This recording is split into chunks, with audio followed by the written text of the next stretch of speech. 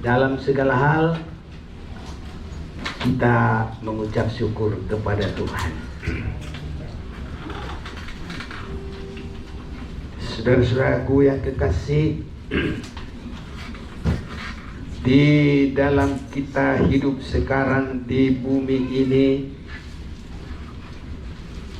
ada perlu sekali kita menyadari bahwa hidup ini adalah satu persiapan bagi kita, ditentukan untuk hidup yang kekal. Jadi kita hidup di bumi ini adalah penentuan untuk hidup yang kekal.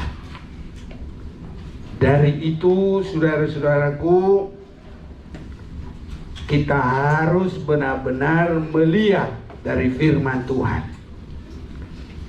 Di dalam ibadah kita ini, apa yang kita perbuat.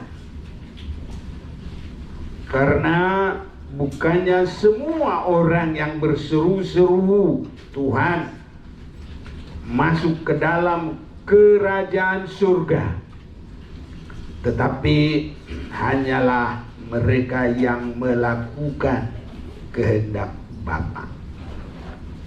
Jadi saudara-saudaraku, kita semua harus memperhatikan, mengutamakan melakukan kehendak Tuhan daripada kehendak manusia, bahkan melebihi juga kehendak kita sendiri. Jadi ada kehendak Tuhan, ada juga kehendak iblis, ada kehendak manusia, ada juga kehendak kita sendiri. Jadi dari semua kehendak itu kita harus melakukan apa yang dikehendaki oleh Tuhan kita, Bapa di surga. Saya senang untuk memulai kita baca ini, walaupun sudah sering kita dengar. Matius pasal 7 ayat 21. Bukan setiap orang yang berseru kepadaku, Tuhan, Tuhan, akan masuk ke dalam kerajaan surga, melainkan dia yang melakukan kehendak Bapakku yang di surga. Ini adalah perkataan daripada Tuhan kita Yesus Kristus. Jadi kita harus bisa benar-benar mempelajari kehendak iblis apa, kehendak Tuhan apa, kehendak manusia umum apa, dan kehendak kita sendiri. Harus kita tahu apa juga kehendak kita. Dan kalau sudah tahu ini semua, maka yang terutama kita harus melakukan kehendak Bapa di surga. Ini saudara-saudaraku, mungkin ada juga kehendak orang yang baik, nasihat-nasihat bisa. Mungkin kita juga ada pemikiran kita, tapi jalan Tuhan, jalan pikiran manusia itu sangat berbeda. Yang seperti tingginya langit dan bumi, begitulah keinginan, pemikiran, jalan manusia. Itu sebabnya apapun yang terjadi, kita harus berusaha untuk melakukan kehendak Bapa di surga. Kalau ini pengiringan kita, kalau ini kekristenan kita, kalau ini ibadah kita, maka kita tidak akan rugi. Kita akan beruntung, saudara-saudaraku. Kita akan memperhatikan bagaimana kita bisa melakukan kehendak Bapa di surga. Ini waktu Yesus akan naik ke surga, dia memanggil Petrus sebagai yang senior dari murid-murid Tuhan. Di dalam Yohanes pasal yang ke-21, saya mau ajak kita memperhatikan firman Tuhan ini. Ayat 15, di atas ada perikop, gembalakanlah domba-dombaku. Ayat 15, sesudah sarapan, Yesus berkata kepada Simon Petrus, Simon anak Yohanes, apakah engkau mengasihi aku lebih daripada mereka ini? Jawab Petrus kepadanya, benar Tuhan, engkau tahu bahwa aku mengasihi engkau. Kata Yesus kepadanya, gembalakanlah domba-dombaku.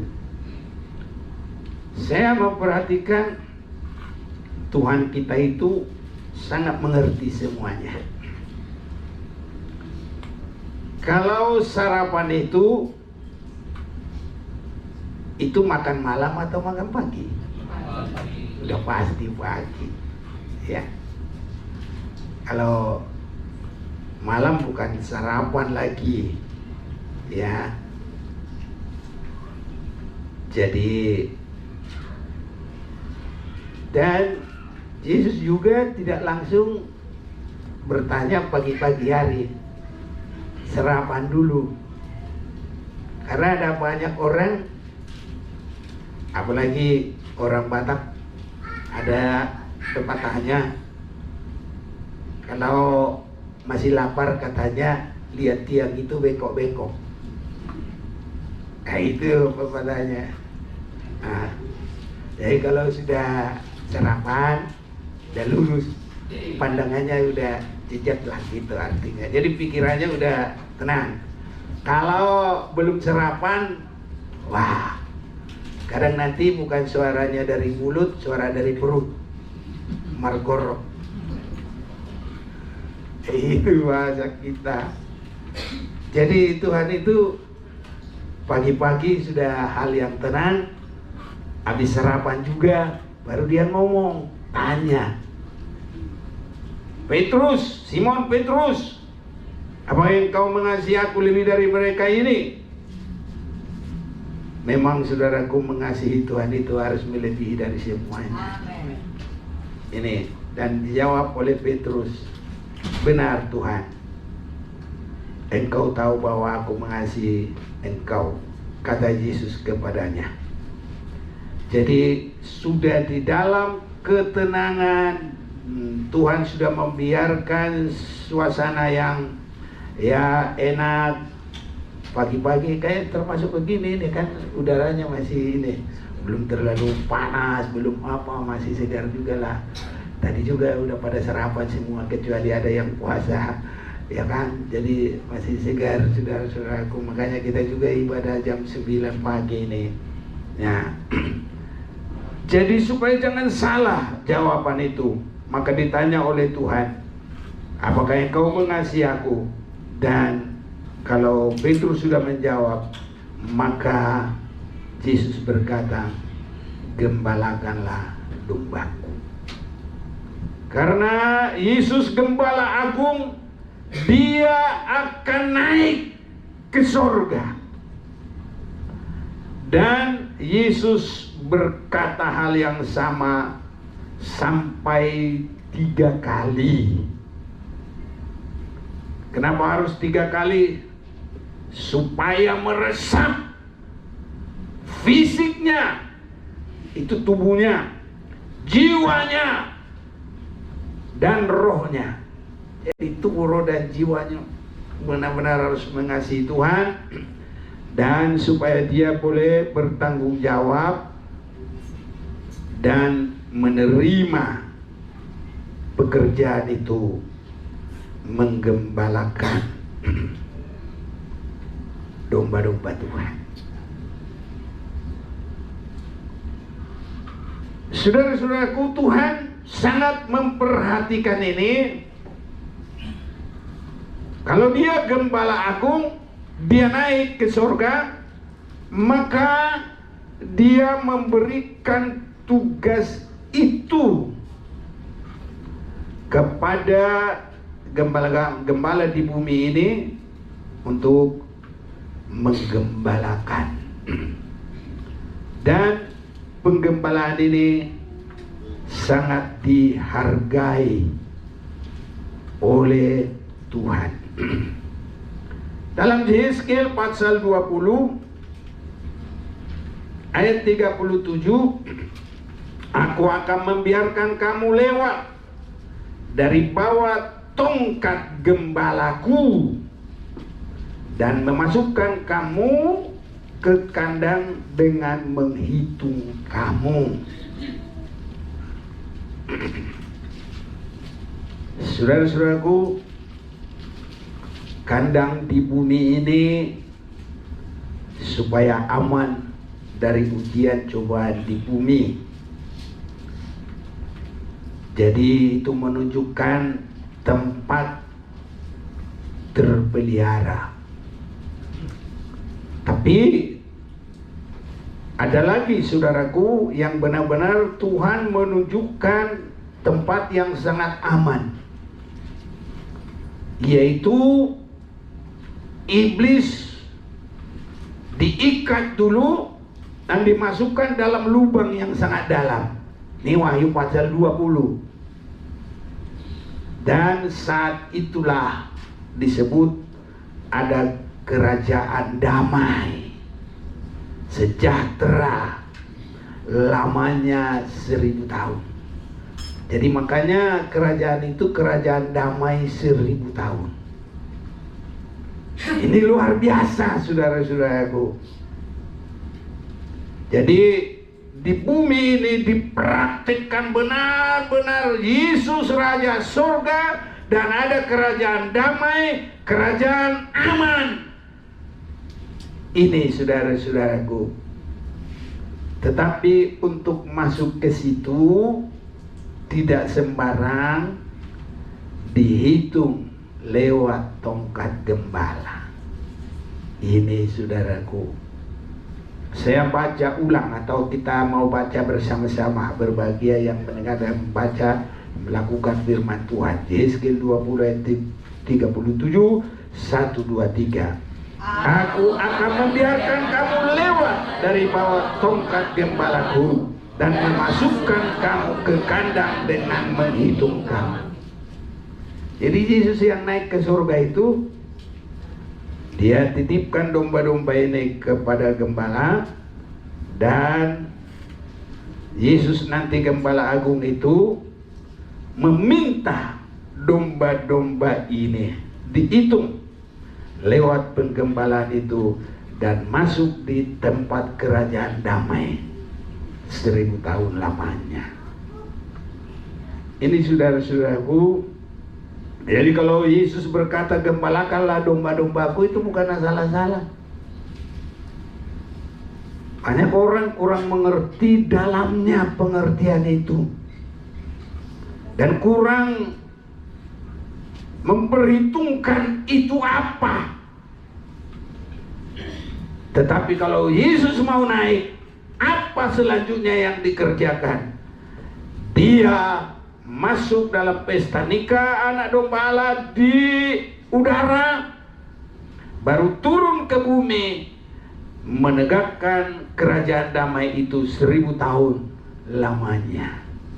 Dan disitulah benar-benar Gembala Agung itu dan bersama dengan domba-dombanya aman, damai, sejahtera. Semoga kita semua ada di sana nanti. Inilah saudaraku, sebabnya kita harus mengerti apa itu penggembalaan. Kita mau baca dulu di dalam Yehezkiel pasal yang ke-34 ayat 23. Aku akan mengangkat satu orang gembala atas mereka yang akan menggembalakannya, yaitu Daud hambaku. Dia akan menggembalakan mereka dan menjadi gembalanya. Nah, Daud ini disebut gembala. Walaupun dia masih banyak kelemahan, kekurangan, tapi Daud ini sangat suka kepada firman Tuhan. Ya. Dan sampai Tuhan mengaku bahwa Tuhan menemukan seorang yang melakukan firman-Nya. Ya, kita mau baca juga itu dalam Kisah Para Rasul yang ke-13 ayat 22. Setelah Saul disingkirkan, Allah mengangkat Daud menjadi raja mereka. Tentang Daud, Allah telah menyatakan, aku telah mendapat Daud bin Isai, seorang yang berkenan di hatiku dan yang melakukan segala kehendakku. Jadi firman Tuhan semua harus diperhatikan. Untuk kita sekarang ada kitab 66 kitab Perjanjian Lama, 39 kitab Perjanjian Baru, ya 27 kitab. Semuanya 66. Ya. Firman Tuhan itu membawa kita kepada kesempurnaan. Amen. Ini saudara-saudaraku. Jadi penggembalaan itu adalah untuk membawa kita mengerti firman, melakukan firman. Banyak sekarang sudah merasa tergembala kalau keluar masuk gereja, apalagi ada sembako, kalau mati ada yang kubur. Nanti ada waktunya orang gak sempat dikubur lagi. Sekarang masih sempat dikubur, itu masih bersyukur itu. Tapi suatu waktu gak dikubur juga, ya buat apa? Gak apa-apa. Karena manusia bukan ditentukan dengan dikubur atau enggak. Tapi dalam 2 Korintus 5:10 semua ditentukan oleh perbuatannya waktu dalam hidupnya. Jadi ini yang kita lakukan, melakukan firman. Kau usah ribut yang lain-lain. Melakukan firman itu tergembala. Dan kalau tergembala, kau usah repot-repot, saudaraku, nggak usah takut. Wah, orang kena COVID takut, apalagi sudah dekat rumah kita, wah tambah takut lagi. Nggak usah takut. Kalau kita benar-benar hidup benar di hadapan Tuhan, Tuhan sudah berjanji, Tuhan melindungi kita. Tidak ada satupun yang bisa membahayakan kita. Dan kalau kita sudah menyatu dengan Tuhan, rambut kita aja dihitung, nggak boleh jatuh tanpa sepengetahuan Tuhan. Haleluya, saudaraku. Ini, jadi kalau keimanan kita teguh, ibadah kita pasrah sungguh-sungguh mau melakukan firman, jangan khawatir. Ya, kalau masih bimbang apa semua, jangan khawatir. Saya pikir-pikir kita ini, ya tapi ya sudah, Tuhan yang dengar, ngapain takut-takut ya? Ini kita ini ibadah begini kan, kalau yang lain ini udah menakutkan ini. Tapi ya sampai sekarang Tuhan jaga kita. Ini bukan karena gagah kuat kita, bukan, tapi kebenaran Tuhan. Saya rasa kita belum pernah berhenti ibadah, walaupun kadang belum semuanya datang. Kalau lagi di Bekasi jauh juga sih, makanya kita coba di sini dan bisa. Apapun yang terjadi ya kita syukuri aja, saudara-saudaraku. Ya, jadi Tuhan yang menjaga kita. Ada yang mau bantu baca dulu Mazmur 23? Ayo. Ya. Mazmur 23 ayat 1. Tuhan gembalaku yang baik, Mazmur Daud. Tuhan adalah gembalaku, takkan kekurangan aku. Ia memberikan aku di padang yang berumput hijau. Ia membimbing aku ke air yang tenang. Ia menyegarkan jiwaku. Ia menuntun aku di jalan yang benar oleh karena namanya. Sekalipun aku berjalan dalam lembah kekelaman, aku tidak takut bahaya, sebab Engkau besertaku, gadamu dan tongkatmu, itulah yang menghibur aku. Engkau menyediakan hidangan bagiku di hadapan lawanku. Engkau mengurapi kepalaku dengan minyak, pialaku penuh melimpah. Kebajikan dan kemurahan belaka akan mengikuti aku seumur hidupku, dan aku akan diam dalam rumah Tuhan sepanjang masa. Amin. Iya. Jadi tadi ayat berapa? Walaupun aku berjalan di bayang-bayang maut. Ya, kita mau sama-sama dulu itu ya. Ayat yang keempat, Mazmur 23 ayat yang keempat, bersama kita semua membaca. 1, 2, 3. Sekalipun aku berjalan dalam lembah kekelaman, aku tidak takut bahaya, sebab Engkau besertaku, gadamu dan tongkatmu, itulah menghibur aku. Jadi kita harus sampai mendapat pengurapan, saudaraku. Dalam kekristenan kita harus sampai dipenuhi dengan Roh Kudus. Berdoa, saudara-saudaraku, dipenuhi dengan Roh Kudus. Saya sudah sering bersaksi pengalaman saya dipenuhi dengan Roh Kudus. Wah, dimanapun saya berdoa, ngambil kayu di hutan berdoa, di sawah berdoa, nggak ada sopo-sopo. Tahu sopo-sopo, udung-udung, tahu udung-udung. Itu tempat apa ya? Nggak ada tempat sembunyi, masuk di dalam jerami. Di situ saya berdoa. Panasnya bukan main. Udah nggak ada AC, masuk lagi di jerami, apalagi panas terik lagi. Tapi ya begitu. Karena pendeta saya bilang begini, "Manik, kamu nggak boleh sekolah kita kalau nggak dipenuhi Roh Kudus." Ya Tuhan, mau berapa tahun lagi saya mau ngangkatin kotoran BABI ini? Karena saya harus bersihkan tiap pagi. Pendeta aku bilang, sebelum jam 5 semua harus ini beres, sebelum orang lewat di sini. Orang datang ke situ, ke gereja kami itu 2 pagi, jam 5 kerjakan. Tapi begitu kata pendeta saya, harus penuh dengan Roh Kudus. Jadi kalau cari kayu juga, naik sepeda cepat-cepat, isi di sepeda itu udah sandarkan, berdoa saya di hutan. Itu saudara itu. Dan pengalaman saudara-saudara kita yang suka berdoa, kapan aja berdoa dia, sampai dia nanam padi berdoa, akhirnya sampai begini nih penuh dengan Roh Kudus. Sambil nanam padi malah lebih cepat, cuk gitu saudara.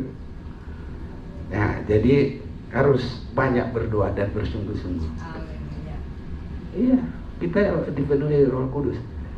Tadi kita baca pialaku penuh. Jadi kita harus sampai diterangi Roh Kudus. Dua itu. Jadi kita dibawa kepada firman Tuhan dan dikontrol oleh Roh Kudus. Bukan hanya firman filosofi, filsafat, bukan hanya pendapat manusia, tapi di dalam terangnya Roh Kudus. Kalau ini boleh terjadi, apapun jangan takut. Tuhan yang jaga kita. Sampai di lembah bayang-bayang maut. Saya sering katakan, orang kalau mati itu nggak bisa begini. Aku mau mati besok, temanin aku. Nggak ada yang mau begitu. Bahkan sudah mati pun kadang orang masih takut. Wah, di sini dia sering duduk.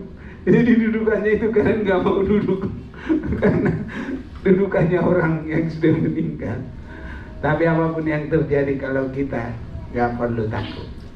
Jadi orang kalau mau meninggal itu nggak tahu mau kemana, saudara. Makanya harus ada yang menuntun. Jadi kalau Lazarus itu meninggal, langsung dibawa oleh Tuhan. Haleluya. Nah, ini saudara-saudara. Jadi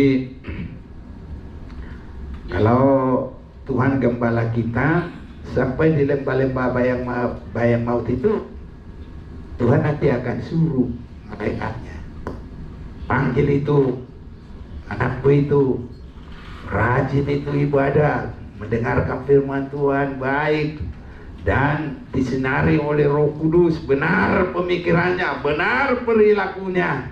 Dia saat ini sudah habis umurnya, panggil dia, dibawa oleh malaikat ke surga. Baru disitulah kita tahu. Kalau kita sendiri nggak tahu. Itu sebabnya semua orang yang dipanggil oleh Tuhan dalam peristirahatan terakhir itu dibimbing, dibawa oleh Roh Kudus atau malaikat Tuhan membawa dia masuk ke surga. Haleluya, saudaraku. Ini. Dan kalau kita sudah sampai kepada kedatangan Tuhan, ya Tuhan langsung mengubah kita. Ini saudara-saudaraku. Itu sebabnya tergembala itu bagaikan bangsa Israel dibebaskan dari Mesir, dan hari demi hari terus sampai ke tanah Kanaan. Itu artinya bagi kita, mulai dari pertobatan awal, lahir baru, menerima makanan yang bagaikan susu, dan nanti semakin berkembang. Nanti lama-lama gak hanya mimi cucu, makan. Kalau masih anak-anak takut cabai, makanya kalau anak-anak ditakut-takuti mamanya, bapaknya, kasih cabai nanti ya. Nanti, tapi kalau sudah dewasa nggak ada cabai, wah, udah beli dulu, nggak makan kalau nggak ada cabai. Ini kalau sudah dewasa, saudaraku, jadi beda, ya. Jadi kita ini rohani dari kanak-kanak terus sampai meningkat terus, kuat menghadapi gelombang, berani makan cabai. Tapi artinya gini, biar pedas kata orang, kita gak marah. Haleluya. Ini saudaraku, biar dikritik apa semua, udah dah. Itu semua saya serahkan kepada Tuhan. Tuhan yang atur semuanya. Jadi kita ini masuk kepada kedewasaan rohani sampai tidak bercacat celah, sampai sempurna. Inilah sasaran penggembalaan. Kita tidak mengerti, jemaat tidak mengerti. Itu sebabnya Tuhan memberikan gembala supaya semua menjadi pelaku kehendak daripada Bapa. 7 sidang jemaat itu, mulai dari Efesus sampai semua selesai, itu ada gembalanya. Walaupun jemaat itu tidak saling sama, tegurannya tidak sama, berkatnya tidak sama, beda-beda, tapi semua ada malaikat jemaat, itu artinya gembala jemaat di situ. Dan semua harus sampai selesai, tidak ada lagi cacatnya. Mana ada cacat-cacatnya dalam penggembalaan itu, ditegur gembala itu, katakanlah kepada jemaat itu. Itulah penggembalaan. Itu sebabnya di dalam Yehezkiel ini kita akan memperhatikan pasal yang ke-37. Yehezkiel 37.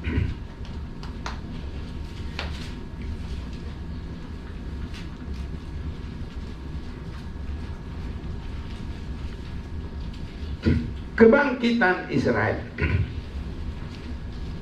ini juga adalah menunjukkan kebangkitan gereja di akhir zaman ini semuanya.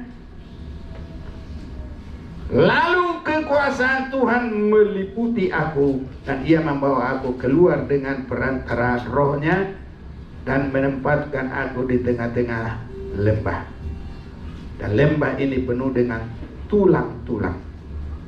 Ia membawa aku melihat tulang-tulang itu berkeliling-keliling, dan sungguh amat banyak bertaburan di lembah itu. Lihat, tulang-tulang itu amat kering.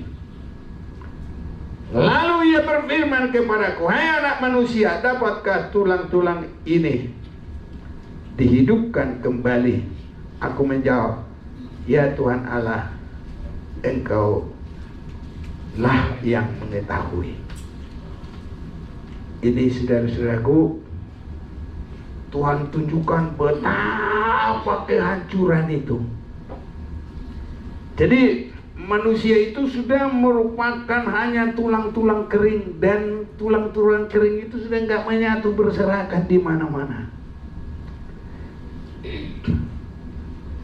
Tapi ayat yang keempat, lalu firman-Nya kepadaku, bernubuatlah mengenai tulang-tulang ini dan katakanlah kepadanya, hai tulang-tulang yang kering, dengarlah firman Tuhan. Apa yang diartikan dengan bernubuat ini?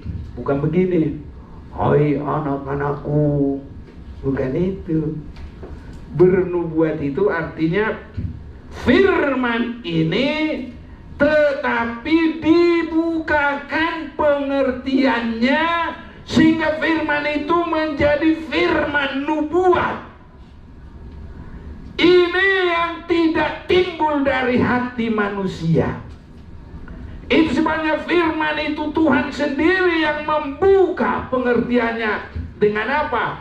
Firman itu menerangkan firman itu. Itu sebabnya tidak banyak gembala yang sesuai dengan itu. Dan kalau itu ada, saudaraku, kita semua harus mengalami bangunan rohani, perkembangan rohani. Kita semua harus mengalami perkembangan rohani. Haleluya, saudaraku. Ya. Ayat 5, beginilah firman Tuhan Allah kepada tulang-tulang ini, aku memberi nafas hidup di dalammu supaya kamu hidup kembali. Jadi supaya kita benar-benar mengerti nubuat itu adalah firman nubuat. Biar kita mau baca dulu, biar semuanya terang dan jelas. Saya mau mengajak kita membaca 2 Petrus 1 ayat yang ke-18. Suara itu kami dengar datang dari surga ketika kami bersama-sama dengan Dia di atas gunung yang kudus. Dengan demikian kami makin diteguhkan oleh firman yang telah disampaikan oleh para nabi. firman yang disampaikan oleh para nabi, tapi dibuka pengertiannya. Alangkah baiknya kalau kamu memperhatikannya sama seperti memperhatikan pelita yang bercahaya di tempat yang gelap, sampai fajar menyingsing dan bintang timur terbit bersinar di dalam hatimu. Jadi firman yang dibukakan sampai membawa kita bertemu dengan Yesus. Gereja yang meningkat dewasa tanpa cacat celah. Inilah arti penggembalaan itu.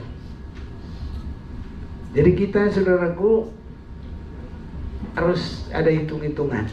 Udah berapa lama saya jemaat di sini? Harus, saudaraku. Adakah sifat saya sudah banyak yang tidak baik, sudah terbuang? Harus begitu. Tadinya kita sudah nggak ada lagi kelengkapan, udah bagaikan tulang-tulang kering. Itu di mana-mana hidup kita itu menakutkan. Kalau saya pakai jas begini nggak menakutkan, mungkin orang berkata, wah mantap ya. Tapi kalau aku tulang-tulang kering, ini tulang-tulang, apalagi cewek-cewek lari semuanya. Nah ini, makanya kita ini harus menyenangkan, saudaraku. Berubah hidup kita ini. Karena apa? Firman nubuat. Ayat yang ke-20, yang terutama kamu harus ketahui ialah bahwa nubuat-nubuat dalam kitab suci tidak boleh ditafsirkan menurut kehendak sendiri. Nubuat dalam kitab suci itu firman dibuka. Bukan ada orang begini, aku dari surga. Oh, kan gak ada tertulis manusia dari surga. Nah, ada juga siapa itu orang kaya itu udah masuk dia di alam maut. Ya Bapak, barang suruhlah dari kami supaya memberitakan firman ke sana. Tidak boleh. Ada pemisah. Tapi ada juga pendeta. Aku baru dari neraka, aku baru dari surga. Berlawanan.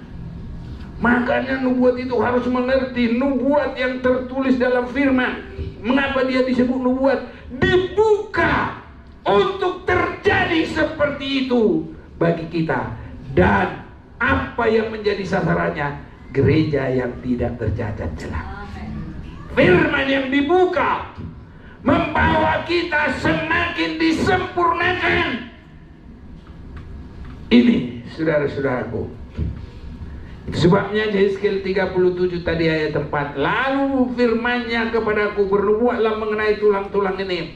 Yang katakanlah kepadanya, hai tulang-tulang yang kering, dengarlah firman Tuhan. Itu manusia sudah menakutkan, saudaraku.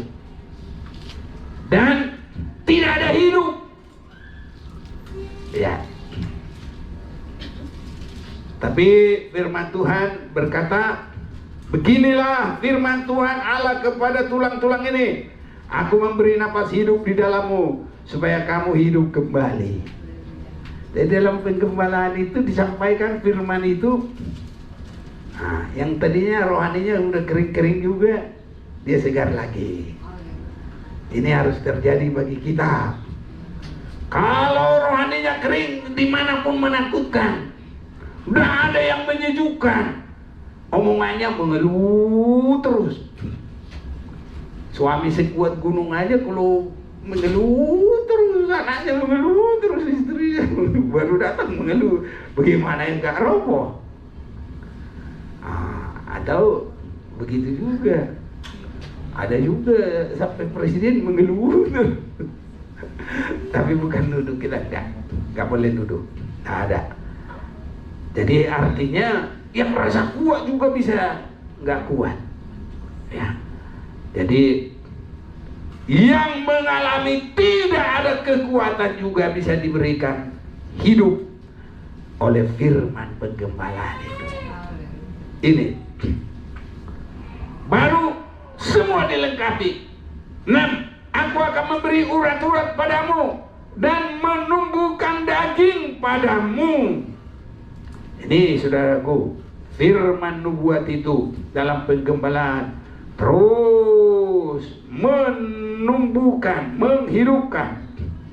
Aku akan menutupi kamu dengan kulit dan memberikan kamu napas hidup, supaya kamu hidup kembali, dan kamu akan mengetahui bahwa akulah Tuhan.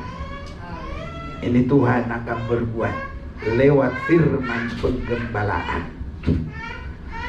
Lalu aku bernubuat seperti diperintahkan kepadaku, dan segera sesudah aku bernubuat, kedengaranlah suara, sungguh suatu suara berderak-derak, dan tulang-tulang itu bertemu satu sama lain. Kita semua ada kesehatan. Saudara-saudaraku, kalau saya pikir-pikir, kalau dulu saya merasa masih kuat, semua tahu saya kerjain pikir saya. Tapi kalau sekarang, angkat apa juga, jalan aja. Kalau saya beres sudah syukur. Tapi ada saudara-saudara kita ini semua bergerak-gerak, ada kegerakan. Kalau bukan roh Tuhan, kalau bukan mengasihi Tuhan, mana bisa? Coba dulu kita di pasar, ambil dulu ini, enak aja kau. Habis kita diketok, kamu pemerintah ya? Ini sudah aku. Tapi kalau roh Tuhan yang menghidupkan kita dalam firman penggembalaan, semua harus ada kegerakan. Jangan rasa mati terus, nggak berbuat apa-apa, diam aja. Itu nggak bisa, saudaraku. Jadi harus ada kegerakan. Lalu aku bernubuat seperti diperintahkan kepadaku, dan segera sesudah aku bernubuat, kedengarlah suara, sungguh suatu suara berderak-derak, dan tulang-tulang itu bertemu satu sama lain. Jadi kalau kita sudah semakin mendengarkan firman, saudaraku, semuanya harus ada kegerakan rohani. Untuk kita siap bagi hari kedatangan Tuhan, apapun yang kita kerjakan, bapak-bapak, ibu-ibu, pemuda-pemudi, semuanya kita harus ada gerak. Minimal kita pendoa bisa memuji Tuhan. Makanya memuji Tuhan harus dari hati. Jangan asal-asalan, jangan terpaksa. Tapi hanya begini saja kita bertepuk tangan, kita lakukan itu untuk hormat kemuliaan bagi nama Tuhan. Ada berkahnya tersendiri. Ada doa kita, ada yang lain-lain lagi. Saudara-saudaraku, ada kegerakan mendengarkan firman, sehingga nanti seperti 7 jemaat itu semua ada kegerakan. Yang tidak mau bergerak mati sendiri, tapi yang ada kegerakan diberkati Tuhan. Ini saudara-saudaraku, ayat 8. Sedang aku mengamati-matinya, lihat urat-urat ada dan daging tumbuh padanya, kemudian kulit menutupinya, tapi mereka belum bernapas. Ini adalah gereja Tuhan, tubuh Kristus. Biar termasuk semua gereja jemaat Maranatha ada di dalamnya. Tubuh Kristus bergerak semuanya, jangan mati.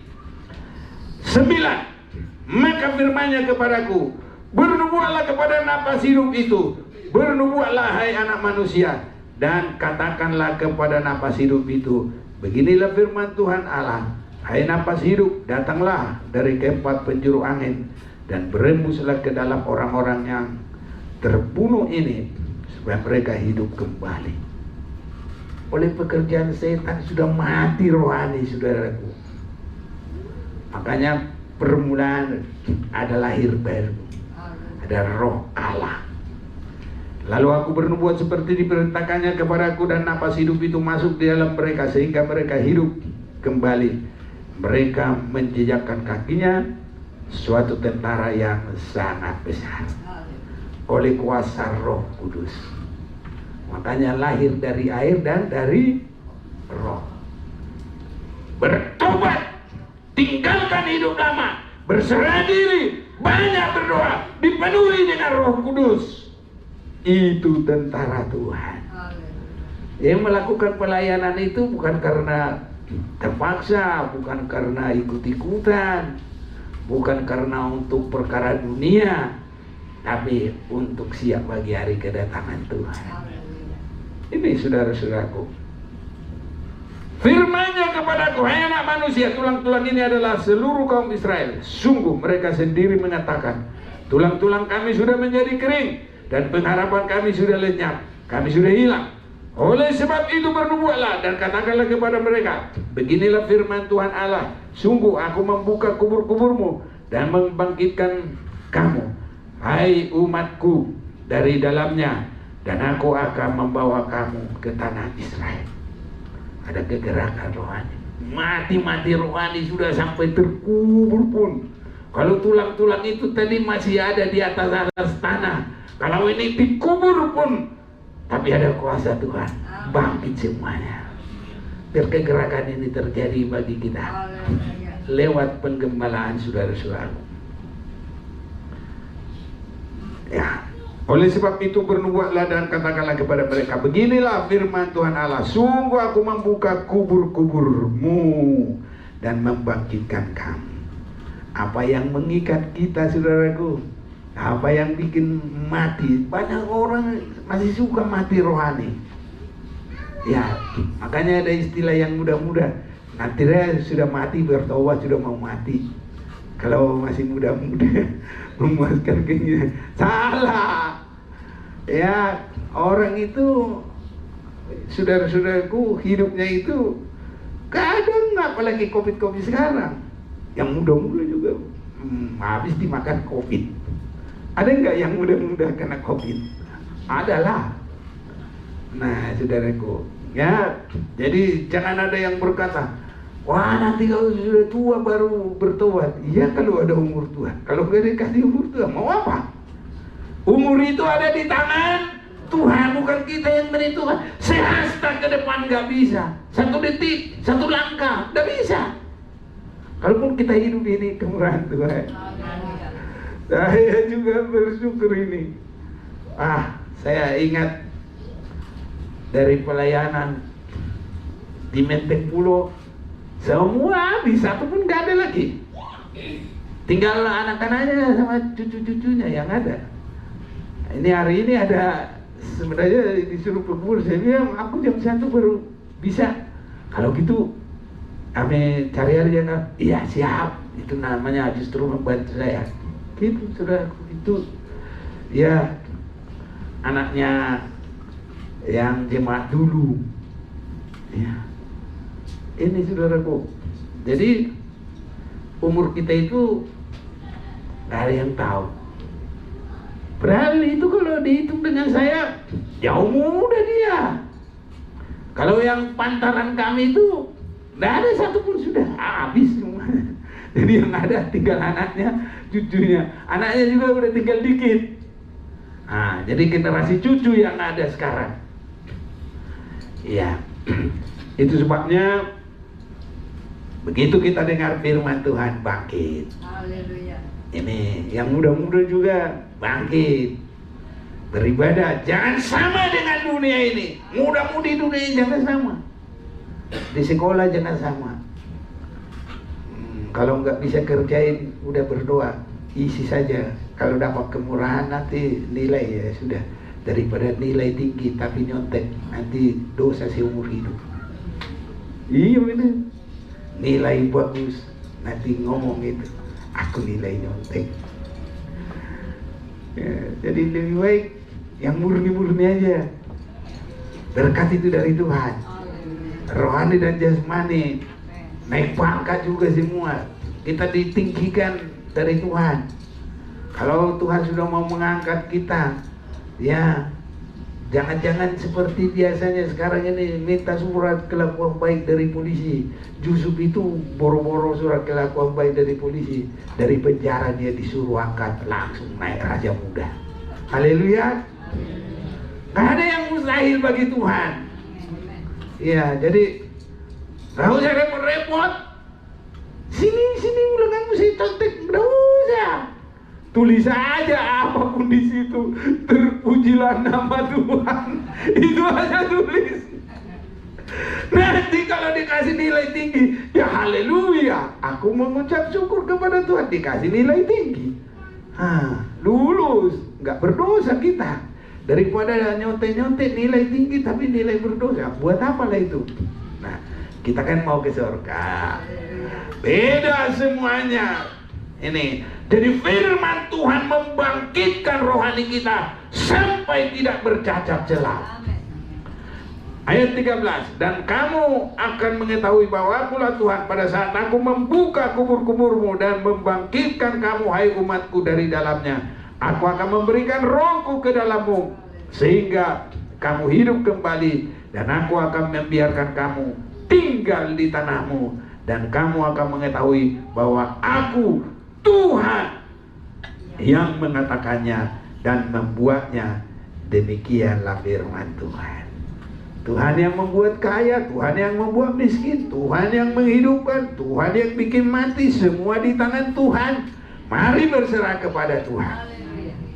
Mari hidup di dalam Tuhan, beribadah kepada Tuhan. Kalau Tuhan kasih kesempatan mendengar firman yang dibukakan, mari. Apapun masalah, apapun pergumulan, berserahlah kepada Tuhan. Dengarkanlah firman, terimalah hidup itu, tinggalkan kehidupan lama. Itu kubur, itu kematian. Karena upah dosa adalah maut atau kematian. Sama aja saudaraku. Kalau sudah maut itu udah kekal. Nah itu saudaraku. Jadi kita tinggalkan itu semua, mendengarkan firman Tuhan, terima roh yang menghidupkan. Inilah saudara-saudaraku, makanya dihitung oleh Tuhan lewat penggembalaan. Diberikan firman, dituntut, diberikan firman, dituntut, sampai kita masuk siap bagi hari kedatangan Tuhan.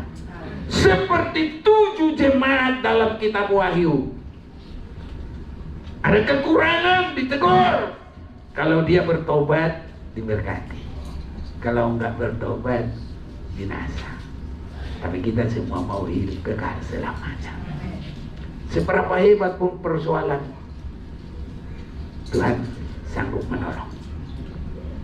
Bahkan tadinya banyak sekali kelemahan, kekurangan kita. Dosa kita merah seperti kermisi. Daud itu tadinya bukan kehidupan yang benar.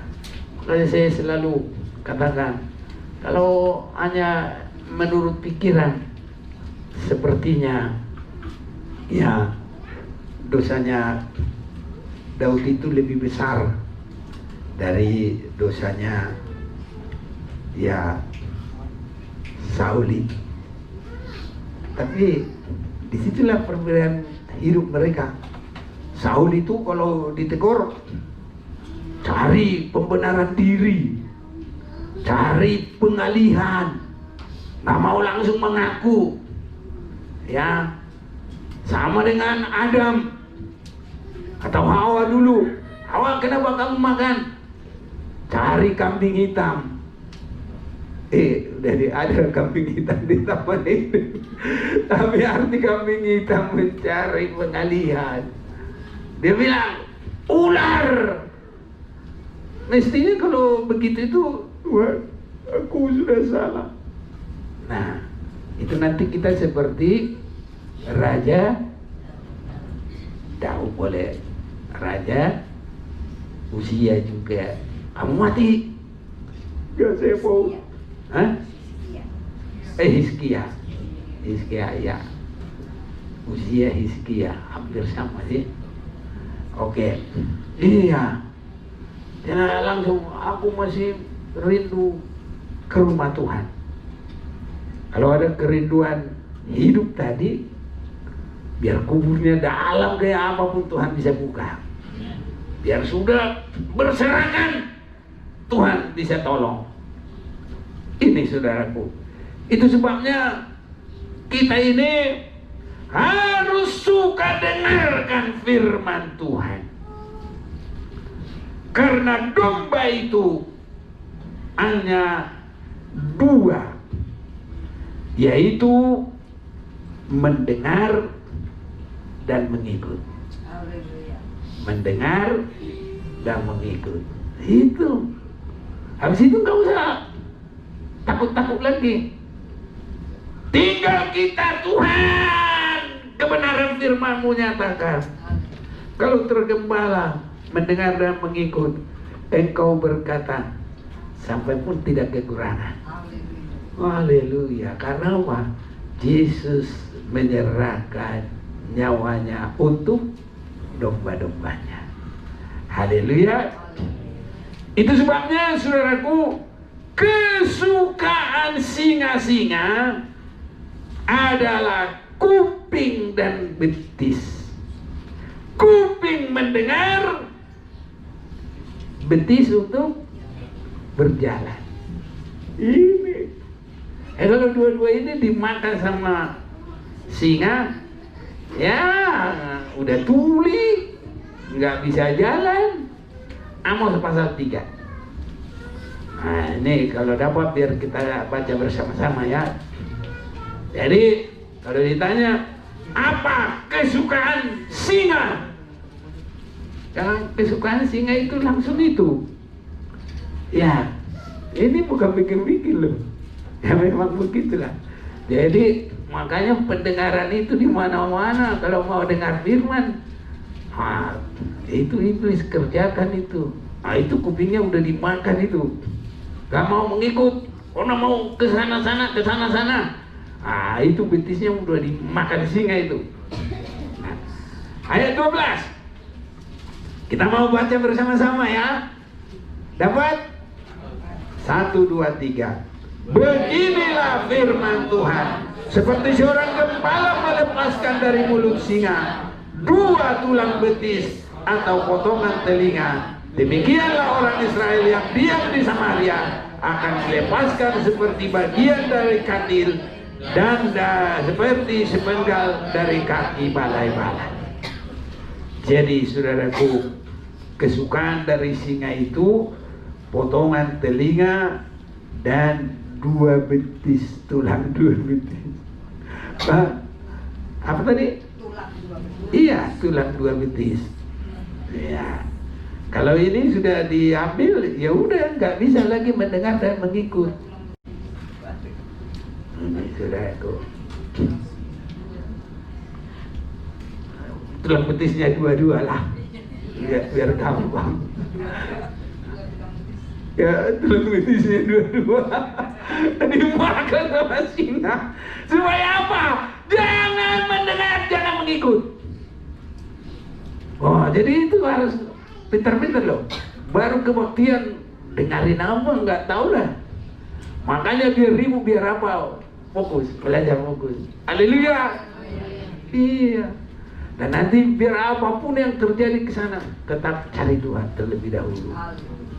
Jadi tulang betisnya nggak dimakan singa, kupingnya juga nggak dimakan singa. Pegang dulu kuping, ada enggak? Jangan pegang kuping ini, kuping rohani. Betisnya ada enggak? Ada nih. Jadi semua kita harus mengerti, saudaraku. Itu sebabnya di dalam Yohanes pasal ke-10, saya yakin sering kita dengarkan ini. Kalau pintunya sudah dibuka, maka gembala berjalan di depan. Mereka mendengarkan suaranya dan mereka mengikut dari belakang. Kalau begini terus kita terhadap firman Tuhan, kematian rohani, kekeringan rohani, semua akan hilang. Mulai ayat 3. Untuk dia penjaga membuka pintu dan domba-domba mendengarkan suaranya, dan ia memanggil domba-dombanya masing-masing menurut namanya dan menuntunnya keluar. Makanya harus lewat tongkat gembala.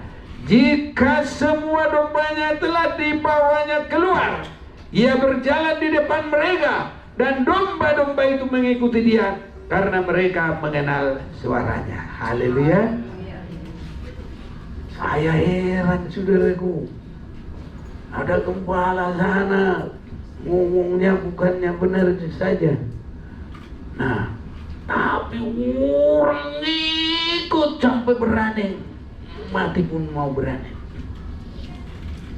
Nah, tapi kalau kita firman kebenaran, harus untuk itulah kita bersungguh-sungguh. Segenap hati, segenap hidup kita. Mau apa lagi saudaraku? Orang sana sedangkan hanya apa tuh namanya itu? Ya hanya bukan karena kebenaran, ngomongnya juga begitu. Tapi orang mau mati untuk dia. Nah, jadi saudaraku, penggembalaan ini harus benar-benar menghormati. Bahkan yang menyampaikan firman juga harus benar-benar, karena nanti penghargaan kita dan pengiringan kita di situ. Kalau kita merasa itu bukan gembala itu, ya siapa mau diikuti nanti? Ini saudaraku. Tetapi kalau firman yang disampaikan bukan karena orangnya, harus menghargai. Karena siapa yang diutus oleh Tuhan harus benar-benar diturut, saudaraku. Jangan malah nanti udah diutus, ditangkap lagi, dibunuh lagi. Nah, sekarang pembunuhan itu tidak harus pakai pisau begini. Membenci aja juga sudah sama dengan membunuh. Tertulis nggak dalam Alkitab? 1 Yohanes 3 ayat berapa ya? 15. Oke, yang dapat boleh. Jadi kalau disampaikan firman Tuhan, jangan marah, jangan ada kebencian. Haleluya. Iya. Ayo cepat dikit, udah mau jam. 1 Yohanes 3:15. Ya. Setiap orang yang membenci saudaranya adalah seorang pembunuh manusia. Dan kamu tahu bahwa tidak ada seorang pembunuh yang tetap memiliki hidup yang kekal di dalam dirinya. Ya. Jadi membunuh itu tidak harus pakai pisau. Disampaikan firman Tuhan, marah. Sampaikan firman Tuhan, benci. Nah, ini utusan-utusan itu ditangkap, dibunuh. Padahal kalau sudah disampaikan oleh firman Tuhan, itu akan mengangkat kehidupan kita. Dari dalam kubur yang dalam pun, tulang-tulang kering pun, itu bisa terjadi kegerakan besar kalau mendengar firman itu. Baik, saudara-saudara. Tapi yang menyampaikan juga harus benar-benar ada firman, saudaraku. Dan kalau ada firman, karena firman itu kita hargai. Sejauh mana kita mengalami perkembangan, itu sejauh perkembangan kita. Dan itu sejauh pendengaran kita dalam mendengarkan firman yang disampaikan oleh yang menyampaikan firman kepada kita. 1 Timotius pasal 5 ayat 17. Ada yang suka baca, boleh tolong. 1 Timotius 5 ayat 17. Demikian firman Tuhan. Penatua-penatua yang baik pimpinannya patut dihormati 2 kali lipat, terutama mereka yang dengan jerih payah berkhotbah dan mengajar. Haleluya, saudaraku. Ini orang yang memberikan air secangkir pun tidak hilang upahnya, karena dia adalah suruhan dari Yesus. Amin. Haleluya. Iya. Maka ini bermutar-mutar gini, nggak berenang, nggak bawa air ini. Mana dia ini? Belakangnya. Aduh, haleluya. Tuhan memberkati. Tapi yang lain juga pada banyak kok senang. Ya, itu bukan karena saya. Itu harus karena Tuhan. melakukan itu, saya dapat berkat dari firman.